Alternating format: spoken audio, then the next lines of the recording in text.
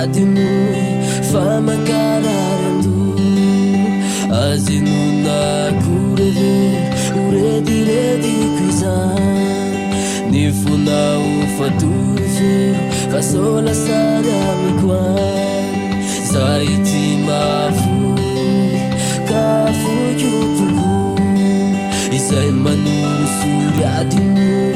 famakalarando azinonagurevero uredirediko izany ny fonao fatorifero fasolasany amiko any efaratsapana na de kely aza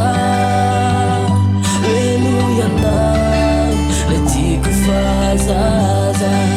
no fototry ty iraiko anao androany iantso izay sorirambona koboninao anoany ianao nomena fo vanotolorana bika vovay ny toetra ratsinolo mivay ho toetra sariky ny tsaro ka hentinao raha toka miserasera ty zay rehetra lalovanao tohikaina sy abe na izay ty mavoy tiako tsapanao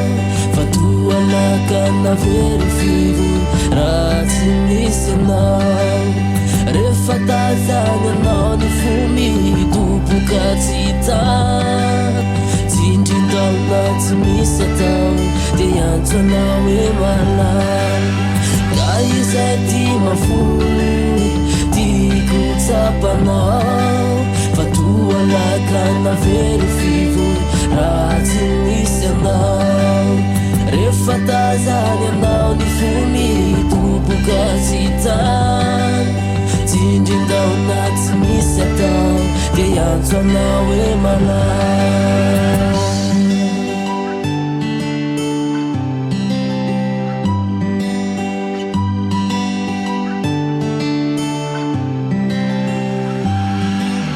na izay ty mavoy tiako tsapanao fa toalaka na very fivo raha tsy misy anao rehefa tazany anao ny fo mitoboka tsy tany tsindrindaona tsy misy atao de antso anao hoe malay na izay ty mafoy tiako tsapanao fa toalaka na very fivo raha tsy misy anao rehefa tazany anao ny fo mitoboka tsy tany tsindrindaona tsy misy atao de antso anao hoe malay